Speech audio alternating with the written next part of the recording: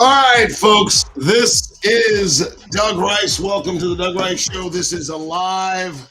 Do me a favor, go ahead and share this, like it, subscribe to it, spread it throughout the internet. They tried, but they cannot deny the wisdom that we must impart, you and I. We have to have it. So they're not going to stop. They're not going to stop me. It's not going to happen. So just, whatever you got to do, get my phone to tap in. I don't care.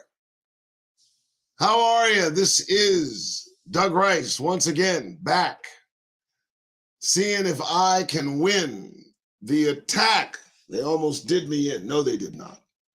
All right, so if you are here, first things first, I'm going to make sure you guys can hear my verse. How are you? Shalom, shalom, shalom. Shabbat shalom, Shabbat shalom. How are you? This is the Doug Rice Show. A little bit later going on.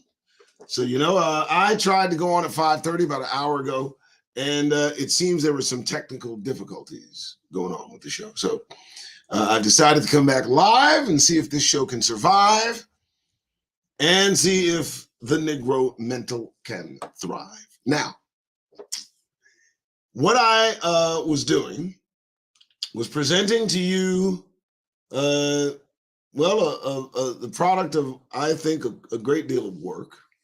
It is, hold on one moment while I white religious. Shut up. The religion of white rage, white religious fervor, religious ideology, and white identity is our topic. It was our topic, and it shall be our topic. And this particular offering was offered by Paul Easterling. That is the author of this particular section of this particular offering. There it is. Now, I'm going to try to start this again. For those of you that don't understand, I tried this in an earlier live, and, it just didn't land.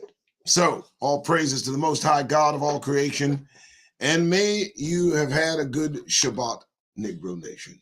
White religious fervor and religious ideology, as I said in the last attempt to get this out, is something that we are witnessing today over in the Middle East. Of that, I have no doubt. These folks are exercising their white religious fervor. Don't let the fact that they practiced Judaism give you any other indication that this is exactly what they're facing in that nation. White religious fervor. Now, first, can you hear me? I'm pretty sure you can. But now I'm going to get to this, and hopefully you can hear it. All right. So as I begin to get this narrated, please tell me, give me a 1 if you can hear it clearly. Give me a 2 if it's choppy. I'll make sure any other programs I'll be stopping. All right. Here we go. White religious fervor, religious ideology, and white identity. Kkk Christology, a brief on white class insecurity. Paul Easterling. Introduction. The Ku Klux Klan is an organization that has a particular vision of itself and of history. This vision is rife with historical and religious symbolism that creates a particular set of images in the minds of white Americans who sympathize with the movement and its ideals. So, thank you for the feedback. I appreciate it. It is a 1, and now the technical difficulties are done. The book is extremely infectious, and it really can, it'll do what it needs to do to get you up to speed. So let me continue because I'm behind anyway. Here's what we need. Easterling. That's the guy. Introduction. The Ku Klux Klan is an organization that has a particular vision of itself and of history. This vision is rife with historical and religious symbolism that creates a particular set of images in the minds of white Americans who sympathize with the movement and its ideals. Images of a glorious American past where wild people and wild lands are tamed and made useful for the European race. As well, images of a God who not only condones the subjugation of so-called inferior peoples and lands, but is actively engaged in the process of enslavement and genocide for the sake of his people, the white race. Nonetheless, despite the posturing and mythos, the KKK is simply an organization that developed from a sense of economic and social class insecurity. So, the opening salvo gives us a very good foundation on what to expect next. The Klan, along with most organizations that support white supremacy, do originate from a sense of inferiority, insecurity, and that is what we will be focusing on today. So let's continue and let me know if there are any audio problems. Like, subscribe, share. This is brought to you by TWID. I said it, it's out there. I'm so sorry, TWID. It's just that you know what the last show did. So that's what I do is the moniker for TWID, and I'm to pitch this on the show, and that's what I did. All right, let's continue on with this good reading. It's exactly what we need. The Klan began as a social club for veterans after the Civil War who were concerned about their own position in American society vis-a-vis the position of African Americans, immigrants, and Catholics. Point for hatred for Black people and Black progress was, and remains, one of their most central tenets. The anti-Black sentiment of the KKK is matched only by the group's fervent commitment to their interpretation of Christianity. For them, the white Anglo-Saxon Protestant race are God's chosen people, and all other groups of people are inferior, best suited to serve the white race, nothing more. So now we have to ask ourselves, where did they get this notion? Where did they get the idea? Who put it in their head that somehow that they are God's chosen race and that, you know, all other groups are inferior and best suited to serve them? Now, I'm going to say this. The only reason it appears these individuals need service is because they need assistance. It seems that creation itself is just prone to their resistance, if you understand my point. I mean, when the entire creation lets you know you're not welcome, that's not really a cue for you to tell everybody you're superior than others. I think it's a kind of a misdirection there. But let's see let's see what else they have in connection. As a Christian group, one is forced to wonder what their version of Christ looks like physically and philosophically. We know that what Christ looks like physically to them will be a white-skinned, blonde-haired, blue-eyed Caesar bourgeois that for some reason now is called Jesus Christ and is their savior. Don't they do any research? I don't know. The Christ figure comes in many colors and iterations. It only follows that the Christ of the KKK also has a particular tone and texture. This chapter will work to develop a character sketch of the KKK Christ. Being that the Klan is an organization of primarily working-class individuals and families, this chapter will highlight concerns focused around class insecurity. Moreover, it moves from the point of departure that the KKK is in fact a Christian organization with a unique Christology that must be studied in order to better understand the root of its hate. It makes use of Christian symbols in biblical texts, and argues that its mission is a holy charge bestowed upon it by the Christian God. Given this, we are forced to question the assumed benevolence of the Christ figure itself, much like William Jones challenged the assumed righteousness of God. All right, so here we've got an interesting way this is going to go. We're looking at these, the developments and how the Klan has taken form. Well, we know that a lot of the Southernists, the Southern strategists, these folks, they were fueled by Zionism. And we now have a very clear picture of the connective tissue between Zionism and the South, the white supremacist South that wanted to own slaves. You see, hand in hand with that enslavement was their ability to to steal our identity and put it almost permanently upon them. That is being taken from them these days. It is common knowledge that the Jewish sect that occupies Israel is now commonly known as a European convert from Khazaria, Ukraine. But back then, during the Civil War, as they kept Negroes ignorant and with an inability to read, it's now found out that the Klan was primarily fueled by Zionism, and that in some instances by subterfuge, because they needed, it's all bait and switch. Nothing is real in the context with what we experience here. But I just wanted to throw that out there. Do me a favor, like, subscribe, share, all the things you can do. I hope you can hear me. I hope everything is clear, and we're going to continue too. Here we go. On with it. 5. The malleability of the Christ. Before delving into the KKK's understanding of the Christ figure, it must first be made clear that Jesus Christ is an extremely malleable religious icon. To the folks that need their Christ to fit their narrative for their purposes, let's clarify that, but continue.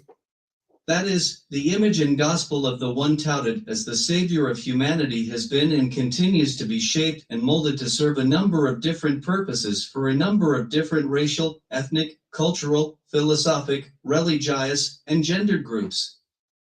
Moreover, there has been a tendency of those who develop and discuss varying Christologies to focus on the redemptive aspects of the gospel. However, the Christ is not always redemptive to all.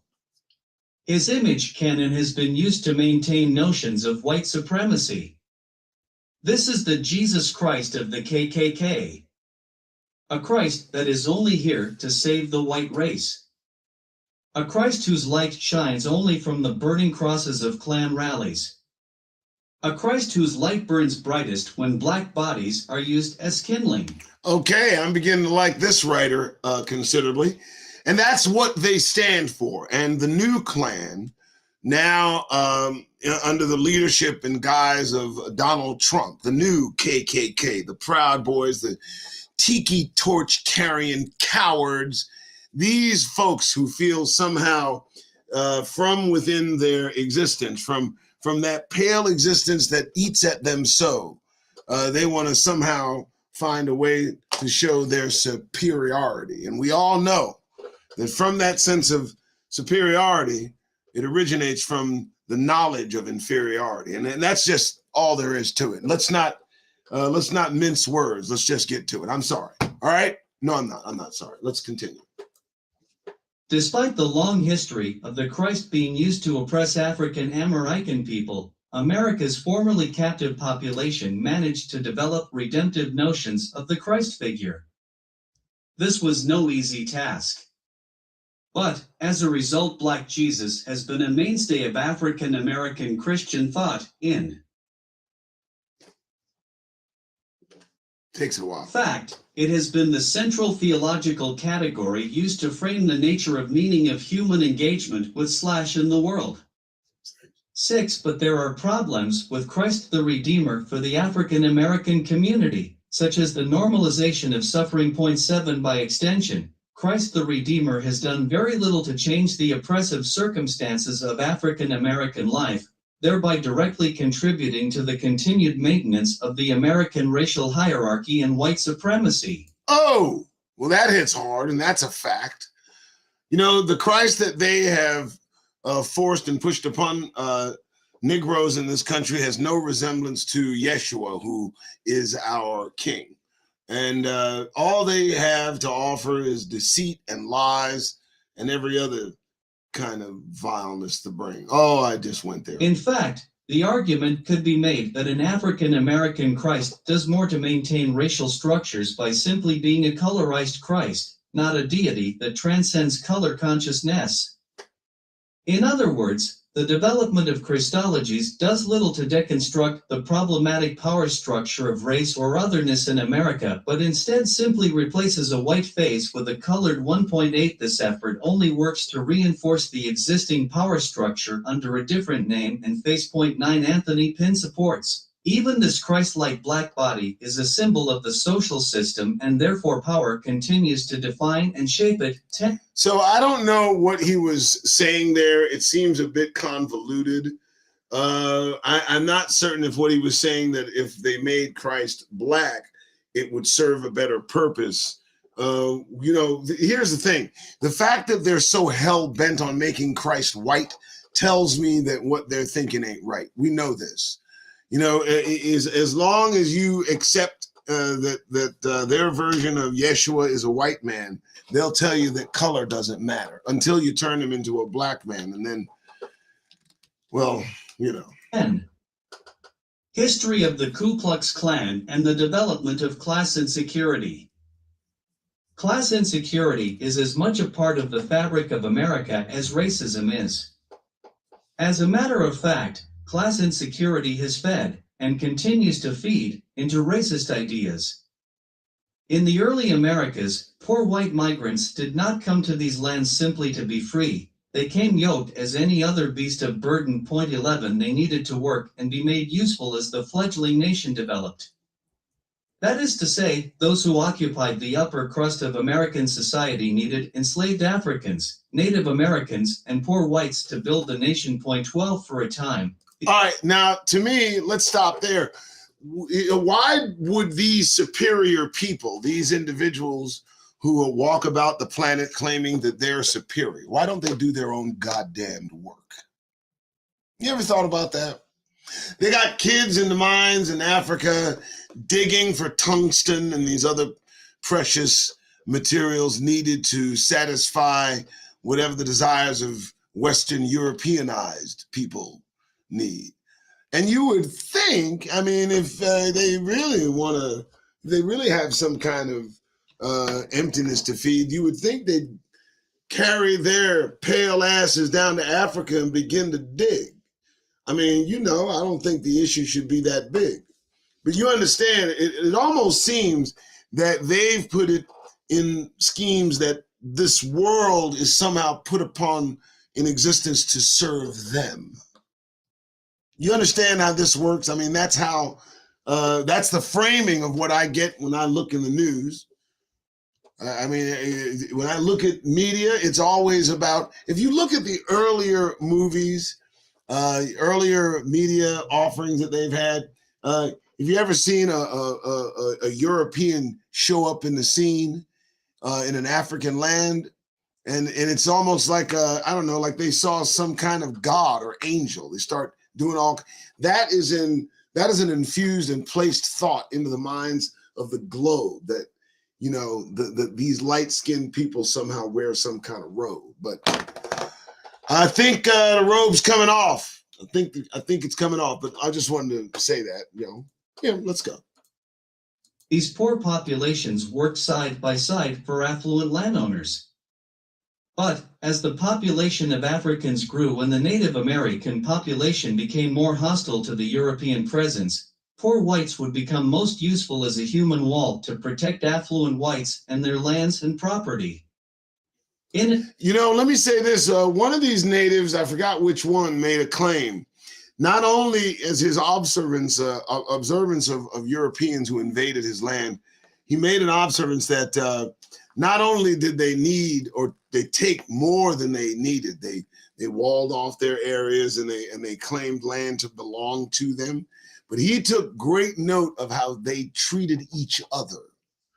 You need to understand that they treat each other almost as bad as they treat us, as the buffer that they talk about between the folks that they've abused and stolen from and murdered against the poor white class that serves to serve them against us.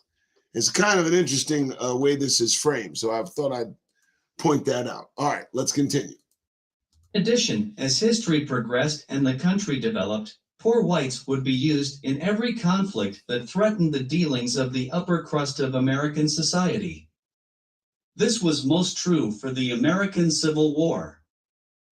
During the Civil War, thousands of poor whites on both sides were forced to the front lines as conscripts in a conflict that would ultimately offer them no real benefit. Point 13. At the conclusion of this conflict, poor Confederate soldiers were not left with much. Even their pride was stripped from them as the Northern Army demanded unconditional surrender. Now, listen what happened to these poor whites. As a result, many resorted to robbery, piracy, stealing, and killing simply to eat. So again, I've said there was a certain segment of white society after the Civil War's conclusion that left on the mental minds of these weak individuals a contusion. No, I'm serious. They saw themselves now as lower than the Negroes they owned.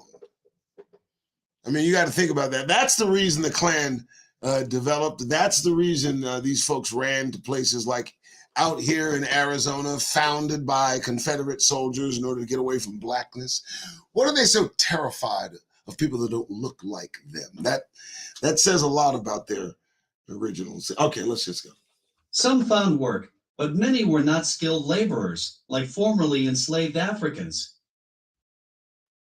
Ooh. Resulting in a deep sense of class insecurity for white men. Point 14. In this midst of this mire, former Confederate soldiers decided to develop an organization which would benefit those of like mind, constitution, and social circumstance, the Ku Klux Klan.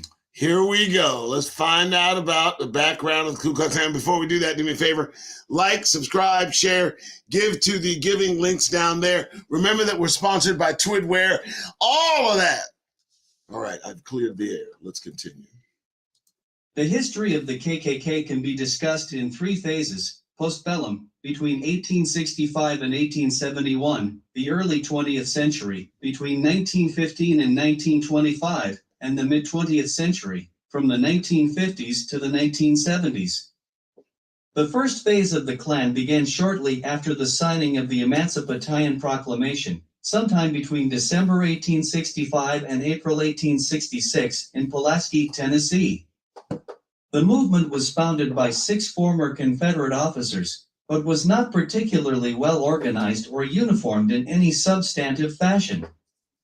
Instead, it was a loose group of individuals whose primary concern was keeping freemen and women, emancipated African Americans, from achieving any semblance of power or peoplehood. Okay, so now that establishes the first phase of their development. So we've got a 3-phase process. And I mean, isn't this amazing? You need to understand who's looking at you when they're looking at you. You need to understand what they think of you, and please don't fall for the falsehood that was their ancestors. That's BS, okay? Because their ancestors stand with them, okay? And an unexpressed thought is still a thought present, okay? Don't get it twisted, folks. They can look at you and smile, disingenuous beings. I mean, at least that's the majority that I've seen. You know I'm telling the truth. Where do you think this sentiment went? I mean, it certainly did not in any sense relent. Oh, whatever. Let's just get to it. Like, subscribe, and share. Just do it. Despite the fact that the first phase of the Klan was not well organized, it was extremely disruptive and hostile to any notion of black progress. Routinely, NEM bears intimidated, assaulted, and murdered African Americans and their white allies. They saw themselves as vigilantes, fighting for the honor of their fallen Confederate generals and the sanctity of white women. Losers is what they were. They are losers. And it's interesting that they consistently support and back and continue to defend losers. The Confederacy lost the war horribly. They got their asses handed to them in a most brutal way, okay? I mean, more soldiers were killed, more U.S. citizens were killed, I think, in any other war before that. And I don't know since, but consider that. The bloodthirstiness of the fact that they need so much to be separate and apart from others, such to the point that they'll murder each other to accomplish it. This is, I mean, and consider their murderous intent toward black progress, hostility toward any notion. Who are these people? That's what you better ask yourself. However, the real concern of the KKK was the loss of white power, particularly economic power. Now that African Americans were free and could become wage earners and landowners, they represented competition in a budding American economy. As the KKK grew in power during the first phase of its development, it became problematic to the federal government. Not only were its MEM bears intimidating and killing freemen and women, it also kept progressive Republicans looking over their shoulder. Now, for those of you that don't know, the Klan was a democratic organization started by the Democrats, and the Republican Party was founded on the basis of abolishing slavery. I don't know if you knew that fact, but it is a fact. Since then, the Southern strategy, a few other modern day occurrences have happened that have kind of switched the dynamic and made the Republican Party the party of the Klan, and the Democratic Party still the Klan, but just hiding it a little bit better. That's what's going on. So let's continue. I just wanted you to know that. As such, the federal government intervened, making the KKK an illegal terrorist organization in 1871. Despite this, the Klan was reignited in the early 20th century at a time when Africans in America were again working to establish a sense of peoplehood. The second iteration of the Klan was founded atop Stone Mountain, just outside of Atlanta, Georgia, in very ceremonious fashion by William Joseph Simmons. Okay. Now, this clears up something that I was discussing, I think, with Detrina, that the Klan, their home was, now we know, Stone Mountain. Now, let me tell you a little bit about Stone Mountain.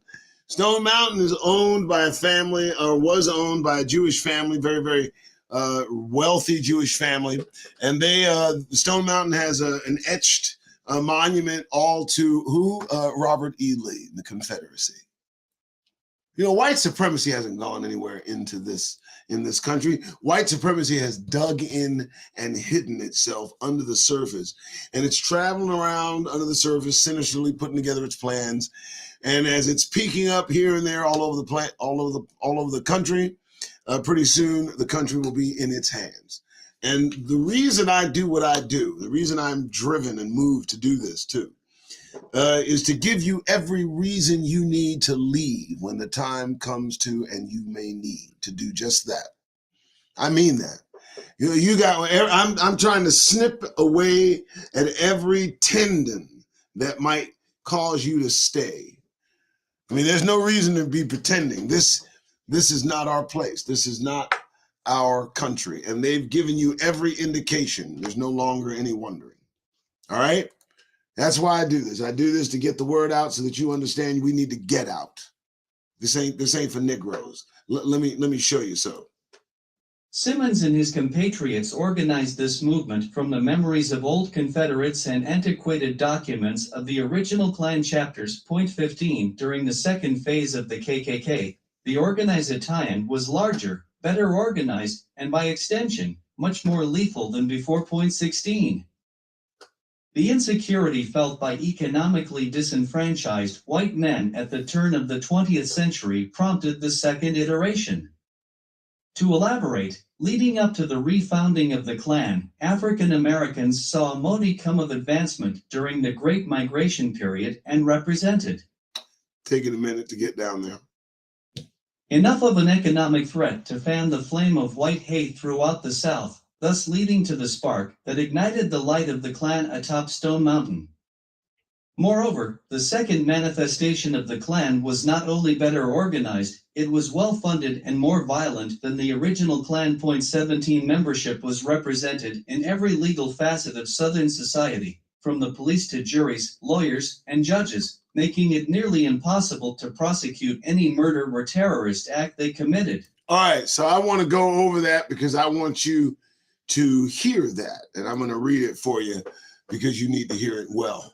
Moreover, the second manifestation of the Klan was not only better organized, it was well funded, it was more violent than the original Klan. Membership was represented in every legal facet of Southern society, from the police to jurors to lawyers and judges, making it nearly impossible to prosecute any murder or terrorist act they committed. Their power during the second iteration was virtually unquestioned. Folks, this is where you live. This is the United States filled with United Snakes, and for goodness sakes, grab the stakes. Lord have mercy. Where do you think these people are? What do you think, they all died? No, you guys know they haven't passed on. You do know that they've passed on their sentiment, their attitudes, their beliefs, all that they hold dear by way of white supremacy drawing near. And if you stay here long enough and they get strong enough, the worst is yet to happen, I can imagine. Here we go, folks, continuing. Economically, this era of the Klan was also a period of dubious prosperity for the movement and its members. Between membership dues, businesses, and auxiliary movements, the KKK was a powerful economic entity in American society. Membership grew tremendously during this period. As well, members of the Klan worked together to economically support each other. They also focused their energy on slowing or stomping out any effort of African Americans working to achieve economic independence. For the Klan, greater internal economic support and development was prompted in part by the African American push for greater economic prosperity, but it was also due to a lingering sentiment of economic insecurity brought on by centuries of abuse at the hands of affluent whites. Point 18, however. Within the organization, there were many opportunists who only joined the KKK because it offered them an economic support group of like-minded individuals. These opportunists siphoned resources from the Klan for their own personal use and contributed very little to the cause. Point 19 problems such as these and a growing distaste for the Klan's extreme activities eventually, once again, led to the decline of the movement. So now they're going to go into the third development, the third iteration of the Klan, which still exists today. You know, I've gotten into heated debates and arguments with Negroes and others who consider the Klan to be an ancient artifact of a past long ago. And I went through a great deal of, insistence to their resistance that the Klan is still so. The Klan still exists, folks. It's as strong as it's ever been. As long as, they've got certain senators still sitting in, the Klan is still around. So let's check out the third iteration of the Klan and let's see where it takes us. The third iteration of the Klan developed almost hand in hand with the civil rights movement. Whoa! So that third, I gotta hear that again. Let me hear that because he said that real smooth. The third iteration of the Klan developed almost hand in hand with the civil rights movement. African Americans' effort to secure more civil rights and humane treatment prompted the Klan to push back.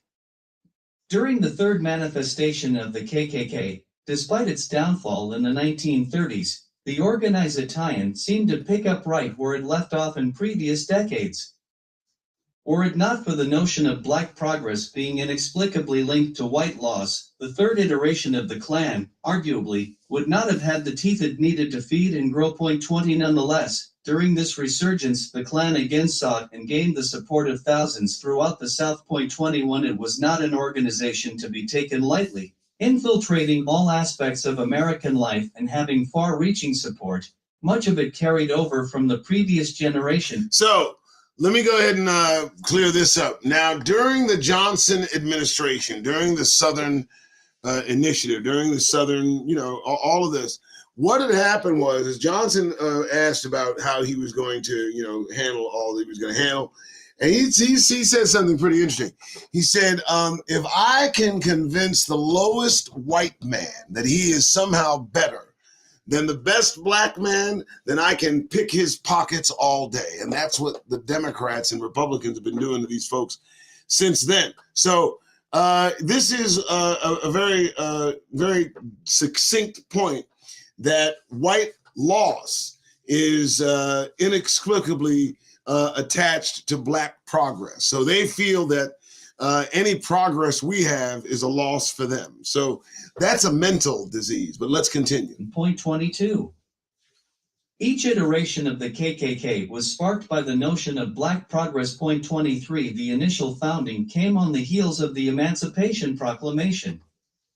The second wave of the movement developed as a response to the advances made by African Americans in the 1910s and 1920s. This is also a period. It'll take it a minute. In American history when the lynching of African Americans peaked. The third wave of the movement rose in tandem with the civil rights movement. Given this, it can be argued that the KKK was organized to essentially address a sense of loss felt by white men. Point 24. This sense of loss is centered on the perceived disintegration of power through the physical freedom of African Americans and subsequent pushes for social advancement. In essence, the history of the KKK is a reactionary history of poor white men organizing themselves against populations of people who were themselves impoverished and powerless. So, you know, what an interesting statement. Oh my God, I didn't give you the screen. You didn't need the screen. You needed me anyway. Don't worry about the screen. So that last section there, sorry about that, folks. It's just me here. Again, it says pretty succinctly, the sense of loss centered on the perceived disintegration of power through the physical freedom of African Americans.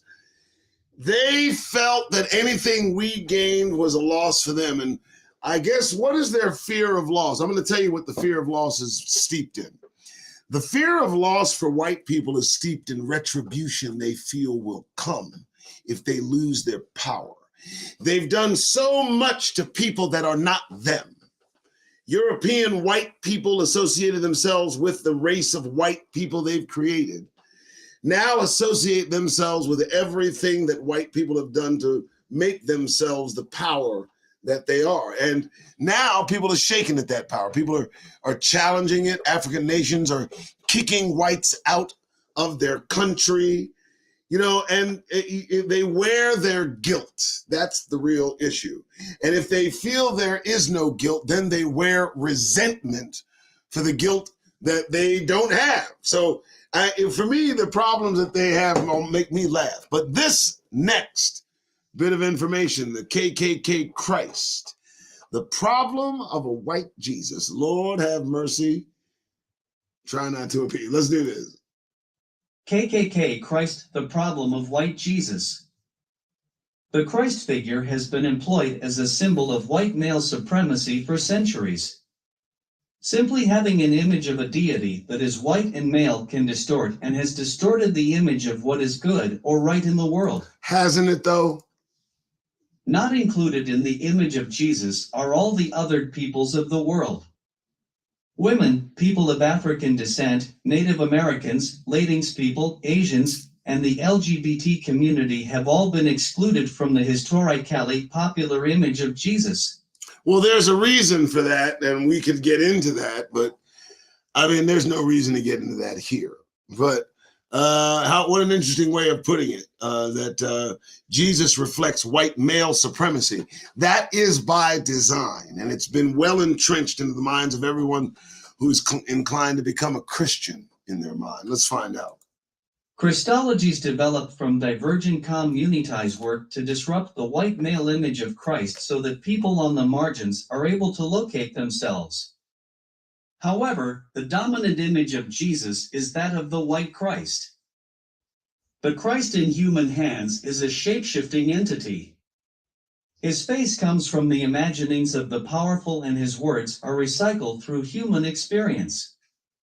In short, Jesus Christ is a pliant and potentially precarious idol of human design, nothing more. Now remember, this is this man's opinion, and that's what he'll receive after his life is ended. Nothing more. That's what he'll get. So, let him say what he wishes. One issue that is highly problematic with the malleability of Christ is the fact that the image and philosophy of this deity can be and has been used to justify a great number of atrocities. Which is not the fault of the deity, which is not the fault of Yeshua. You got to consider they take everything that they don't have and claim it as their own. Now I don't know where you guys have been. This is something that this is something I haven't always known, but you understand where this is coming from. You know, we're talking about the most culturally appropriating people on the planet that have absolutely no original ideas, thought, history. It's all made up. It is all made up. And if you don't believe me, go look up incubator babies. Go look up incubator farms. Specifically incubator farms. And I need you to understand how the population of these individuals in the European nations increased over such a small amount of time. Again, go look it up. Incubator farms, incubators. These are incubator babies we're dealing with, okay? I just wanted you to understand it. And the cause and effect of creating a white Christ to appease them is their story only. So the malleability of the Christ he's talking about is only associated with the Europeanized ideation that created it in the first place. You didn't know I could do that, huh? Oh, well, I can. Let's continue. The genocide of the indigenous population of the Americas, the enslavement of African people, the colonization of Africa, the Americas, and Asia, the subjugation of women, these are just some of the atrocities committed in the name of white Jesus. That being said, the assumption of the benevolence of the white Christ is a fallacy at best and a nefarious lie used to control humanity at worst. The Christ figure is a slave to the people who own it at any particular time and space. Meaning, Christ is reflective of the people who call his name and nothing more. Oh, that hit hard. Christ is reflective of the people who call his name and nothing more, to the people that created Christ, and that's for sure. Remember, Yeshua has nothing to do with the Romanized Catholicism that Christ is somehow associated with. We're not talking about a white Christ. We're not talking about their creation. So just frame this correctly as you're taking this in, nation. Yes, the Christ figure has redemptive qualities and traits that are to be considered modest, honest, valiant, and salvific. But these attributes can be twisted to serve a truth shared by people who are cowardly liars, murderers, and rapists, whose only concerns are self-serving and denigrating. I wonder what people he could be talking about. Just as a sword can be used to protect or to pillage, the Christ figure can be used in the same ambidextrous fashion. On the one hand, the Black Christ rose out of a yearning for physical, mental, and spiritual liberation when freedom in American society was not a reality for enslaved Africans. On the other hand, the Christ of the KKK was also developed out of a particular yearning, a yearning of white men who were deeply insecure about their place in American society. And that is what we are dealing with. That is what the world is dealing with right now in the form and shape of the conflict over in the Middle East, headed by insecure white men. Do you not understand that that is the crux of what is happening on the planet? We are all suffering for the insecurities of white men. And don't you forget it either. Point 25. The Christ symbol does a number of things for the KKK as a movement. First, to claim Christ as the philosophical center of the movement makes it extremely palatable to the white American cultural psyche, without which the movement would have never made the impact that it did. Boy, they love worshiping things that look like them. That's what this is about. And what I find odd is Negroes, Africans, Black people, anyone of any other skin tone save white, that bows down in front of these, just offenses to God. It looks really odd to have a Black person bowing and kneeling before a white Jesus. Please us. For the KKK, Americanism and the ethical foundation of Christianity go hand in hand. In addition, for the KKK, America is a Christian nation founded on the principles of Protestantism. Catholics, Jews, and Muslims are threats to the American way of life and antithetical to the supremacy of white men. That is the core of what they believe. That is the core of what most believe walking around supporting Donald Trump. I will tell you that.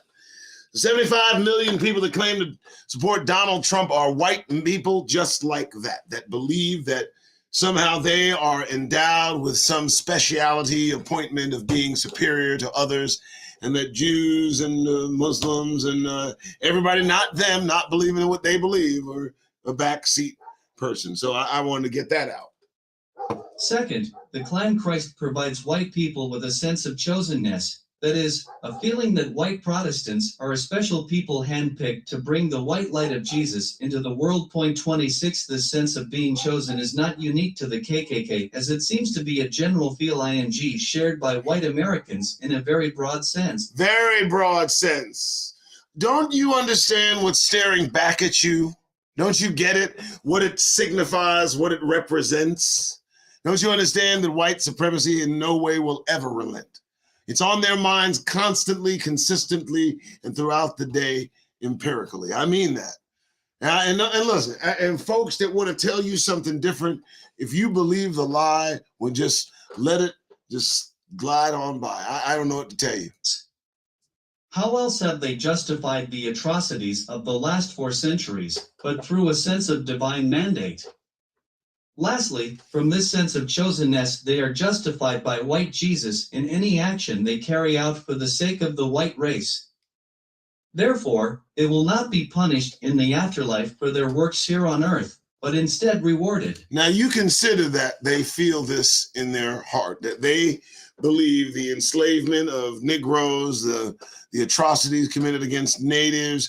I mean, even King Leopold, who killed so many millions of Africans, all of them in their whiteness think that they are blessed by doing so. And you need to hear that, Negroes, because it's the truth. Forget about the grin and the cheese and the massive, I don't care about any of that. The fact of the matter is that's where they're at. That's a truth. Again, the Christ figure does not operate independent of the imagery supplied by human beings. This imagery is extremely powerful. Not only has this image fueled the KKK in their charge to keep America white, but the image is enduring. To this day, many poor white Americans, who have much more in common with their poor black and brown counterparts, are still being driven by the false imagery of a pure white American past that works to their economic, political, and social detriment. That is so true. Most of these poor whites don't understand that their enemy looks exactly like they do. Linda Gordon argues, in Klan theology, evangelical Protestantism was what the Founding Fathers had imagined and decreed an entirely false and ahistorical render of course, of their 18th century religious creeds. 27 in this sense history also becomes a shapeable entity that becomes more myth than fact. For a Kkk Christology, like Klan theology, history is merely a manifestation of the white supremacist imagination, but it does nothing to address the problematic power dynamics that poor white people suffer under. So they would rather be powerful, poor, white trash than wealthy individuals equal to blacks. That's the mental of these individuals. Critical queries that come from this discussion of a Kkk Christ are, can we speak of a white Christ that does not closely resemble the Christ of the KKK? Is there any difference between the white Christ and the Christ of? It'll take them a minute. The KKK, or are these two beings the same? And is there a redemptive and righteous white Christ for all humans? No, there is not. Given the history of white people? The KKK by themselves are not the only tormentors of African people. To be quite clear, the KKK are a bit late in the game when discussing the history of African American oppression. Further, they were extremely reactive in their approach, only arising out of a sense of class insecurity following points in history that represented African American advancement. the Emancipation Proclamation, the Great Migration, and the Civil Rights Movement. Simply put, racial oppression at the hands of white American Christians is much older than the KKK. Okay. So, what is the white Christ without white supremacy? As a black philosopher of religion and theologian, William Jones was not satisfied with the assumption of other black theologians that God was on the side of the oppressed. 28 in part, is work as God a white racist? Was aimed directly at the ideas put forth by James Cone, who argued that Christianity was a redemptive religion meant for the oppressed. 29 Jones simply queried, given the history of power dynamics in the world, how do we know that God is on the side of the oppressed? If we are to judge this challenge based on God's works evidenced by the unfolding of human history, then it is clear that God is not on the side of the oppressed. Yes, but it does matter what God you're talking about. Now, you know, the God of this world is what runs the KKK. The God of this world is what has these people up in arms. And the God of Negroes will soon arrive. There's no cause for alarm. From that perspective, the same query can be asked of the KKK Christ. The KKK believe that Christ is on their side, that he has designated America as the chosen land for the white race. Given the history of this country, we are forced to wonder, where's the lie? Ooh. Furthermore, this query can be extended to question the benevolence of the white Christ the world over. Wherever the white Christ has shown his face, those of a different hue have caught hell in the name of Jesus.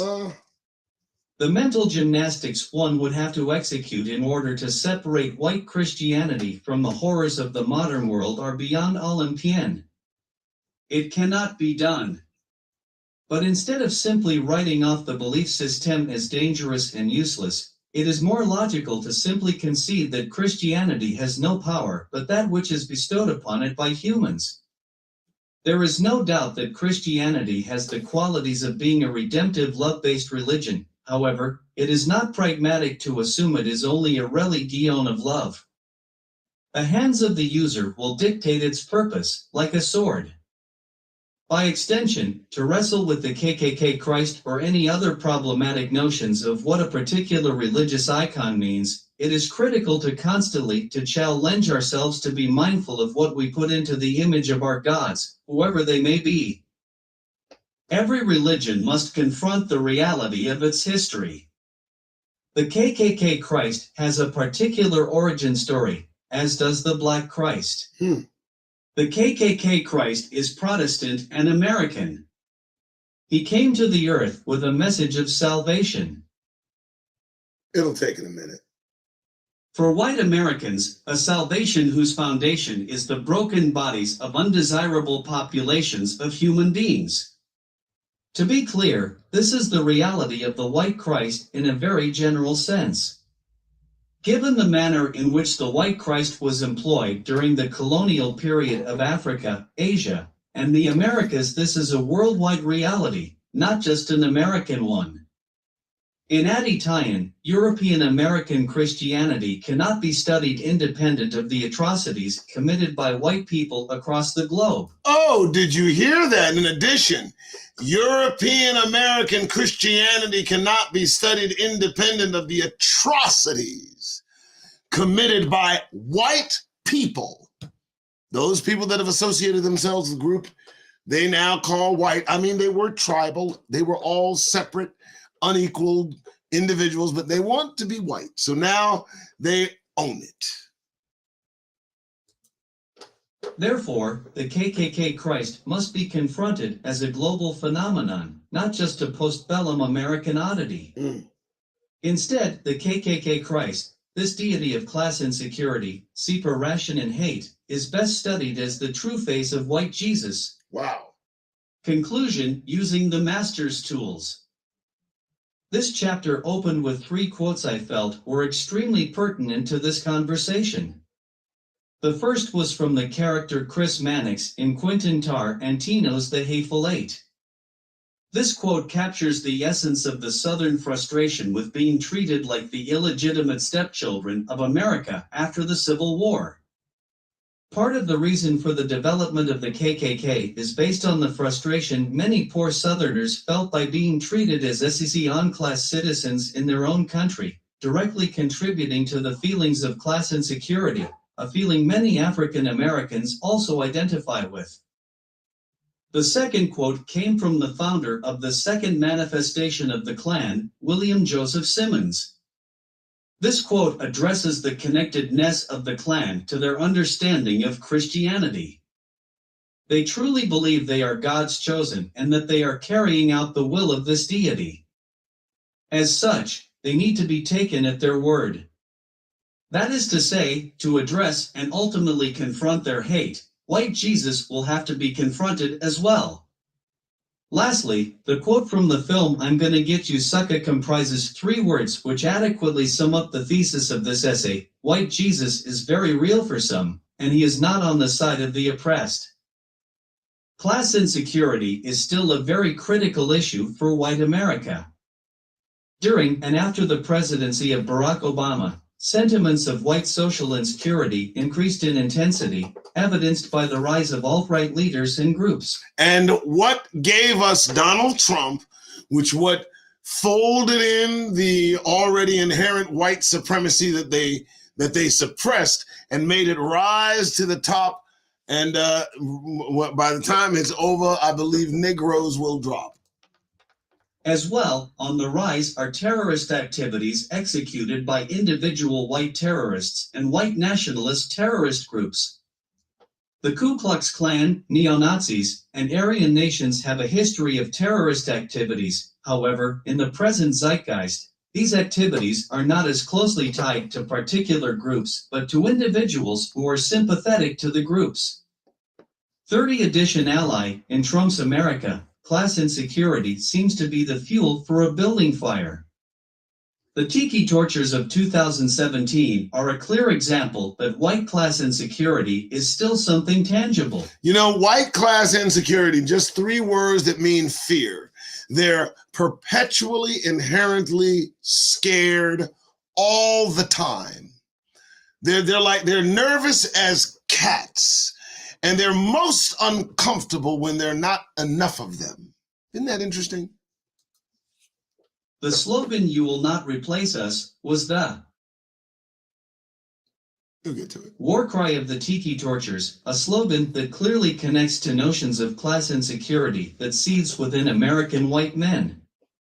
Admittedly, there is no clear connection of the Tiki tortures to the Ku Klux Klan. But to put this in the context of the historical patterns presented in this chapter, the pushback of insecure white men in today's political and social climate clearly came on the heels of the Obama presidency, a perceived period of advancement for African Americans. Okay, and we know this. We felt what they expressed when Obama was elected president. Negroes, not myself, but Negroes everywhere, some of them were crying. I saw Jesse Jackson cry, and I said, oh my, I did not like that. He talked about him, and then anyway, so that incensed these creatures. A black man mistaken for a Negro with features decides he's gonna preside in the Oval Office. Oh man. Yeah, that couldn't sit well with these individuals to save their lives. And I do believe that I don't believe the United States is going to survive. I don't. It's spoken that they're going to go down. Let's finish this up. White American male class insecurity is also clearly a large factor in the ongoing national conversation of the border wall. While couched in the notion of national security, again, it seems that poor white men are simply afraid of being replaced or losing their position in the American hierarchy. While the KKK does not seem to have the same presence it has had in the past, perhaps there is something to be said about the MAGA Christ. Make America Great Again is again built on notions of a mythical American past, a past where white men were in charge and colored populations knew their place. A MAGA Christ would closely resemble the KKK Christ, which is itself merely a manifestation of white supremacy. Sadly, this Christ will continue to wreak havoc across the globe until it is properly identified and problematized as the destructive force that it is. Until then, humanity will continue to suffer under the white-hot light of white Jesus. Okay, and that is that chapter 7 of the publication, The Religion of White Rage, part 2, chapter 7. Again, you know, this is what we're facing now. And it's not just happening in the United States. It's happening over in the Middle East. The religion of white rage is being exercised by Benjamin Netanyahu. The religion of white rage is being exercised by Donald Trump. And it's the insecurity within these individuals, deeply seated within their psyche and their history, which fuels this religion of white rage, fervor. And, you know, it's all based on the myth of Black racial progress. Is there something wrong with a group that is incensed by the progress of another group? That in itself tells you we don't belong here amongst them, and will soon, hopefully, be leaving. All right. Hope everybody enjoyed that. I wanted to get that show out. I did. I hope everybody enjoyed it, because I did. The Religion of White Rage. We're going to go over more of this page. We're going to go over more of the 13th tribe. We're going to go over a lot, and we're going to survive. Now, for those of you that don't know, I am sponsored by TWID. That's how this show comes to you. TWID is the best sports apparel I have ever seen. It is very, very high quality gear. And there's something I know we're going to need clothing to get out of here. So I'm trying to put something together which benefits Negroes under any weather. I want us to be clothed for the trip. And I think there's a niche that's right on my lip. I really, really, really do. So we're going to put that to some thought. And that's about it. All right, folks, I'm good. I'm ready to go. I hope you had a good Shabbat. So it is time for me to end this. And I do appreciate your time. I appreciate you here listening to my rhyme. My name is Doug Rice. I am the host of the show, and I appreciate you being here. So go down and check out the links below. Patreon, Cash App, all that. I am out. I will be here tomorrow at noon, and we'll do 7 topics and Negro news. All right, folks. Thanks so much for showing up. Remember, if you're going out tonight, if you're going out tomorrow, just remember, get that goddamn grin off your face. Hey, I said, that's what I do. TWID. All right, folks. I'm out. You guys have yourselves a wonderful evening.